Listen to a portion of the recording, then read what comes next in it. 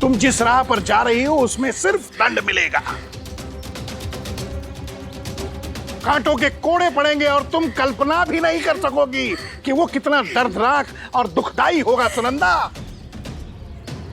सुनंदा, काकी, काकी, काकी, काकी संभालिए, आइए।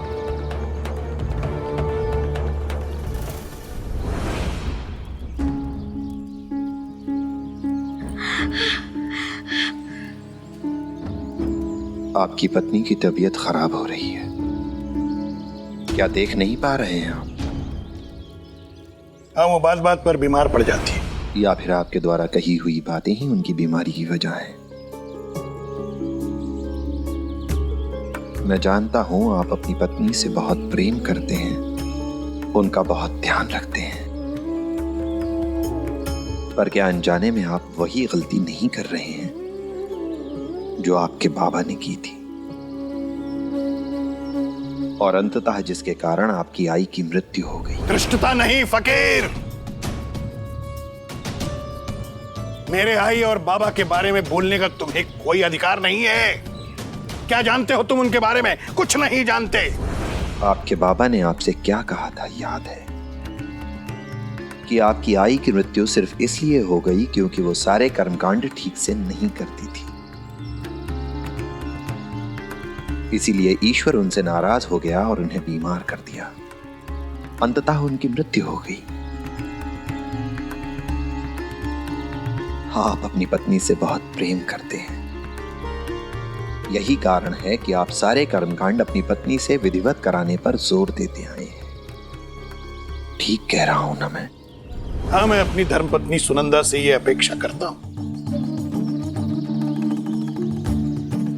लेकिन इसमें किसी को कोई आपत्ति नहीं होनी चाहिए। हमारे शास्त्रों में लिखा है, कर्मकांड के बारे में, कर्तव्यों के बारे में, धर्म के बारे में, और उसका मैंने गहन अध्ययन किया है। मगर यह बात तुम जैसा फकीर कभी नहीं समझेगा,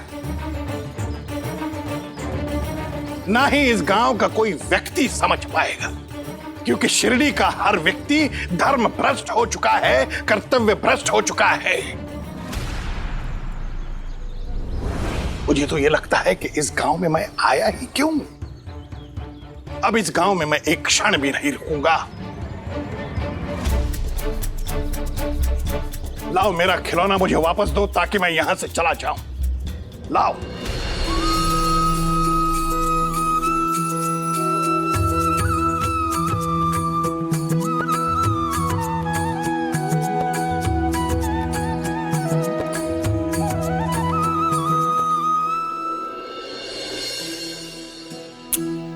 आई, मैं इस खिलौने को लेकर भोला के यहाँ जा रहा हूँ खेलने के लिए। जाओ।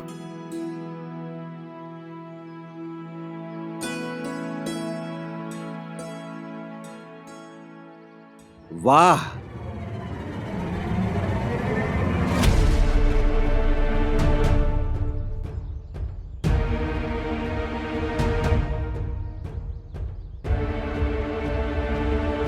मैं दिन रात परिश्रम करके प्रभु की सेवा करके एक एक पाई जोड़ रहा हूं ताकि हम काशी जा सकें, मगर तुम मेरी गाढ़ी कमाई के पैसों को व्यर्थ की चीजों में बर्बाद कर रही हो। क्या आवश्यकता थी ये खिलौने को लाने की? अभी कुछ दिन पहले एक खिलौना लेकर आई थी ना, आज एक और। वो सदाशिव सुबह से उदास बैठा था, उसे भोला के जैसे खिलौना चाहिए था, तो मैंने उसे लाके दे दिया। वैसे वो कहाँ किसी चीज के लिए हट करता है, बहुत समझदार है अपना बेटा। लेकिन उसकी आई समझदार नहीं है, बच्चा है, कुछ देर में खुद ठीक हो जाता। उसके लिए अनावश्यक पैसे बर्बाद करने की क्या आवश्यकता थी? हाँ, बच्चा है सदाशिव, लेकिन अब खिलौने से नहीं खेलेगा तो कब खेलेगा? आपको तो केवल काशी यात्रा के लिए पैसे बचाने की चिंता रहती है। हमें तो अपने ही घर में अपने भरण पोषण के अतिरिक्त एक पैसा खर्च करने की अनुमति नहीं है। मैं अपना मन मार सकती हूँ, लेकिन अपने बेटे का नहीं। मेरी नहीं तो कम से कम अपने बेटे सदाशिव की तो सोचिए। आप उससे उसका बचपन कैसे छीन सकते हैं? इति, मैं कुछ बोल नहीं रहा हूं, इसका अर्थ ये नहीं कि तुम सर पर चढ़ोगी। ये मत भूलो कि तुम मेरी पत्नी हो और मेरे आदेशों का पालन करना तुम्हारा कर्तव्य है, अन्यथा तुम्हें नरकवास होगा। पंडित की पत्नी होकर पंडित के लिए काशी का महत्व नहीं पता तुम्हें? काशी में स्नान करके मुझे मोक्ष की प्राप्ति होगी, स्वर्ग का द्वार खुलेगा मेरे लिए। वर्षों से मेरा यह सपना रहा है। अपने सपने को साकार करने के लिए मैं कुछ भी करूंगा, और मेरे सपने में कोई बाधा बने ये मुझे स्वीकार नहीं।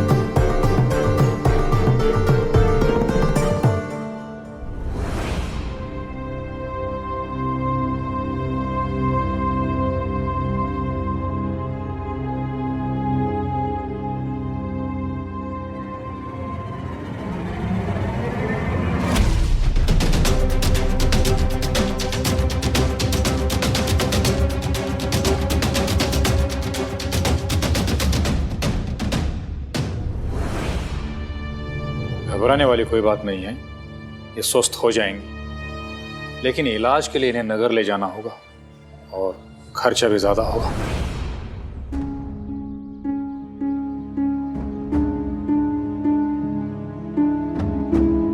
अच्छा अच्छा।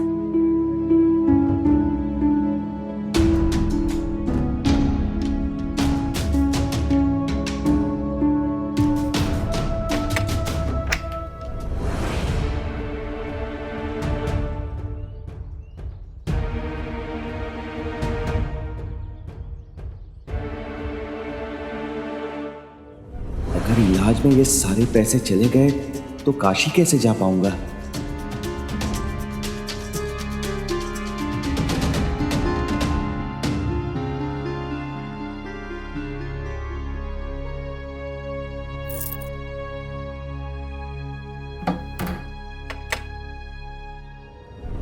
भगवान की कृपा होगी तो अपने आप ठीक हो जाएगी सदाशिव की आई। वैसे भी औरत के शरीर में बहुत जान होती है।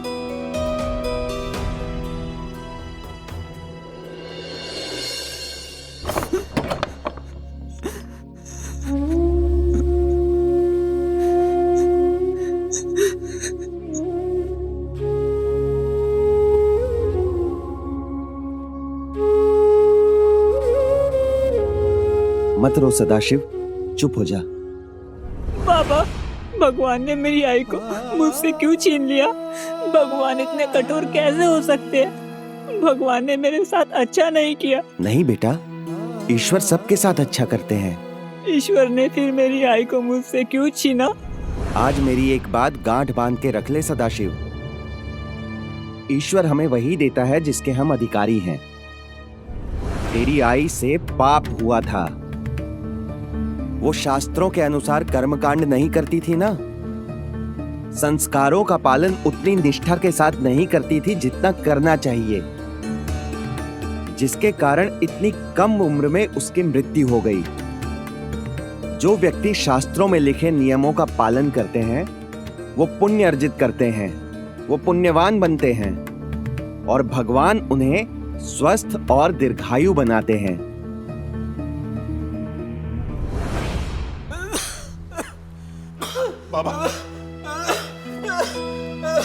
बाबा काढ़ा पी लीजिए।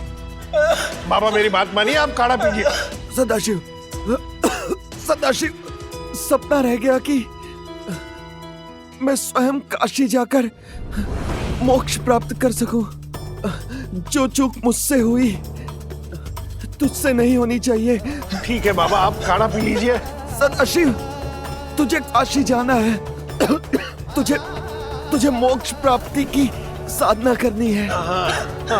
सदाशिव, मेरी अस्थियों को काशी में ही विसर्जित करना, ताकि तुम्हारे साथ मुझे भी मुक्ति मिल जाए। यही मेरी अंतिम इच्छा है।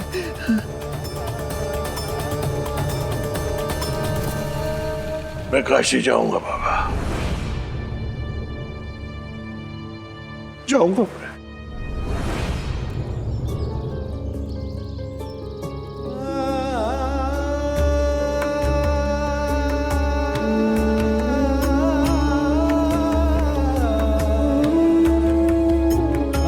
भाई की मृत्यु के पहले की उनसे जुड़ी हुई सारी बातें मैं नहीं जानता था। बाबा की उपेक्षा के कारण इतनी कम आयु में मेरी आई की मृत्यु हो गई और मैं कुछ नहीं कर पाया। इतना सब कुछ घट गया और बाबा ने मुझे सच्चाई की भनक तक लगने नहीं दी। इतना विश्वास करता था मैं अपने बाबा पर, मैं अपनी आई की सहायता तक नहीं कर पाया।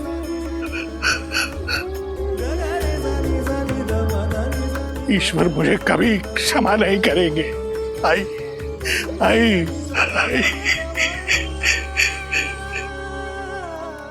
आई आई मुझे क्षमा करो, क्षमा करो आई। आप क्यों चली गई? आपने कहा था आप मेरे साथ रहोगी, क्यों गई?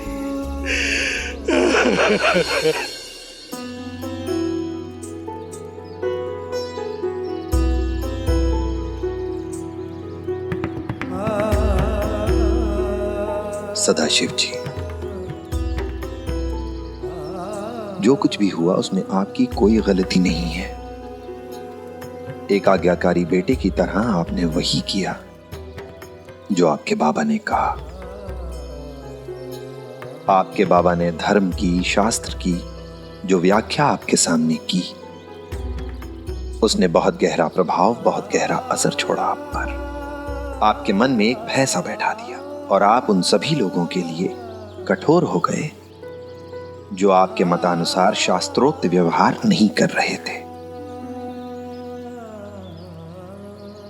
जिसमें आपकी पत्नी भी शामिल थी। क्या आपको कुछ याद है? क्या आपने कभी महसूस किया कि जब जब आपके बाबा गुस्सा करते थे तब तब आपकी आई का स्वास्थ्य बिगड़ने लगता था? क्या आप भी उन्हीं के पद चिन्हों पर नहीं चल रहे हैं? क्या आपको कभी इस बात का एहसास नहीं हुआ कि जब आप गुस्सा करते हैं आपकी पत्नी का स्वास्थ्य बिगड़ने लगता है? शादी से पहले ये पूरी तरह स्वस्थ थी, पर शादी के बाद से इनकी तबीयत दिनों दिन बिगड़ती रही है। जानते हैं क्यों? क्योंकि आप हर समय इन्हें डांटते रहते हैं, कोसते रहते हैं। इनका आत्मविश्वास गिरता जा रहा है। इन्हें खुद पर भी विश्वास नहीं रह गया है, ठीक आपकी आई की तरह। पर फिर भी आप देख नहीं पाए। और सबसे दुख की बात यह है कि जब आपकी पत्नी आत्मग्लानि में खुली जा रही थी, बीमार हो रही थी, तब आप और भी अधिक आश्वस्त होते जा रहे थे कि वो कर्मकांड का सही से पालन नहीं कर रही है, इसलिए बीमार हो रही है। आप उसके लिए और अधिक कठोर हो गए, उसे और अधिक परेशान करने लगे। सदाशिव जी, जब आपकी आई के साथ ऐसा हुआ तब आप नासमझ थे, बच्चे थे, इसलिए कुछ कर नहीं सके। पर अब आप समझदार हैं, नासमझ नहीं है। और सच तो ये है कि आपका कठोर रवैया आपका बुरा व्यवहार आपकी पत्नी को बीमार कर रहा है, उन्हें अंदर से खोखला करता जा रहा है। मैं जानता हूं कि आपको अपनी पत्नी के स्वास्थ्य की बहुत चिंता रहती है, और अगर वो बीमार हो जाती हैं तो आप उनकी बहुत देखभाल भी करते हैं। पर भगवान ना करे अगर आपकी पत्नी के साथ भी कुछ वैसा ही हुआ जैसा आपकी आई के साथ हुआ था, तो आप खुद को कभी माफ नहीं कर पाएंगे, कुछ नहीं कर पाएंगे। आप अपना गांव छोड़कर अपनी पत्नी को लेकर शिरडी इसलिए आए थे ताकि उनकी सेहत में कुछ सुधार हो, आप काशी जा सकें, कुछ पैसे इकट्ठे कर सकें। आपका उद्देश्य भी ठीक था, पर ऐसा हुआ नहीं। यहां आकर इनका स्वास्थ्य और बिगड़ गया है।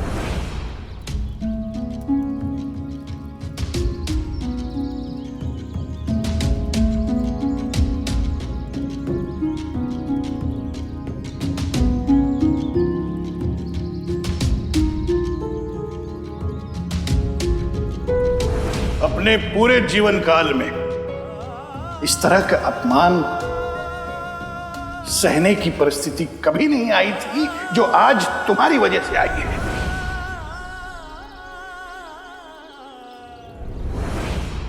उस दिन मंदिर में भोग कम पड़ जाने के कारण आपने अपनी पत्नी को दोषी ठहराया, जबकि सच तो यह है कि दोषी आप थे। मंदिर में मौजूद आप थे, इसलिए भक्तों की संख्या का अनुमान लगाना यह आपकी जिम्मेदारी थी। पर अपनी गलती, अपना दोष स्वीकार करने के बजाय आप अपनी पत्नी से नाराज होकर उन्हें डांटने फटकारने लगे। और उस दिन आपने अपनी पत्नी को इतना डांटा कि उनका स्वास्थ्य बिगड़ गया। स्वास्थ्य इतना बिगड़ गया कि वो ठीक से चल भी नहीं पा रही थी, और यमुना को मजबूरी में उन्हें यहां लेकर आना पड़ा। यमुना एक छोटी बच्ची, उसे भी इस बात का एहसास था कि उसकी काकी की तबीयत बिगड़ने की मुख्य वजह आपका गुस्सा है। वो समझ सकी इस बात को, पर आप नहीं समझ सके। और यही वजह थी कि यमुना ने आपसे सच छुपाया, क्योंकि वो नहीं चाहती थी कि उसकी प्यारी काकी को काका के क्रोध का सामना करना पड़े। सदाशिव जी, अपने कार्य के प्रति समर्पित होना, निष्ठा रखना, ये बहुत अच्छी बात है, लेकिन किसी भी बात को फितूर बना लेना, क्या ये ठीक है? अपने लक्ष्य के लिए समर्पित होना बहुत अच्छी बात है, लेकिन क्या इतना समर्पित होना ठीक है? क्या यह ठीक है कि जैसे आपने अपने जीवन का लक्ष्य बना लिया था कि आपको काशी जाना है, वहां जाकर ज्ञान अर्जित करना है अपने बाबा की तरह, और अपने लक्ष्य को पाने की लालसा में अपनी पत्नी के साथ भी दुर्व्यवहार करने लगे? एक बात बताइए मुझे, अगर आपने अपने प्रियजनों को खो दिया, अपने परिजनों को खो दिया, तो क्या लाभ होगा काशी जाकर? कैसा मोक्ष चाहते हैं आप? आपका परिवार, आपके प्रियजन आपसे दूर हो जाएं, ऐसा मोक्ष चाहते हैं आप?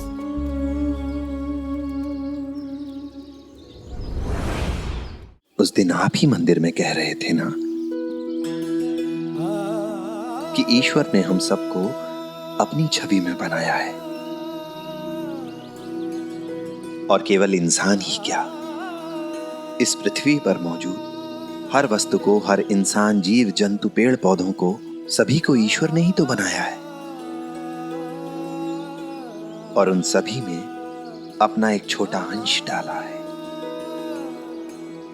इसीलिए तो हमारे बड़े बुजुर्ग कहते हैं कि ईश्वर हमारे मन में वास करता है। अब खुद ही बताइए, अगर हम किसी का तिरस्कार करते हैं तो क्या हम उसमें मौजूद ईश्वर के उस अंश का तिरस्कार नहीं करते?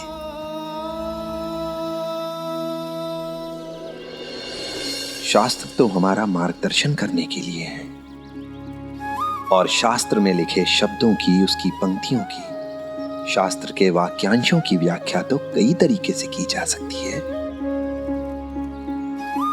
लेकिन हमें तो सिर्फ वो याद रखना है जो सबसे ज्यादा महत्वपूर्ण है, और वो है सभी के प्रति दयालुता का भाव रखना।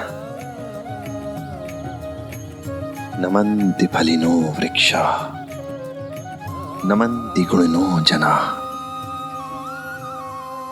इसका अर्थ तो जानते ही होंगे आप। फलदार वृक्ष अपने फलों के भार से झुक जाता है, अर्थात गुणी व्यक्ति भी सदा विनम्र और दूसरों की सहायता के लिए तत्पर रहता है। शुष्क काष्ठश्च मूर्खश्च न नमन्ति कदाचन। अर्थात सूखा हुआ पेड़ और मूर्ख व्यक्ति ये कभी झुक नहीं सकते, किसी के सहायक नहीं हो सकते, कभी विनम्र नहीं हो सकते। और आप तो ज्ञानी हैं ना, फिर आप ये कैसे भूल सकते हैं कि हर धर्म के मूल में आपसी भाईचारा, शांति और सद्भावना ही तो है।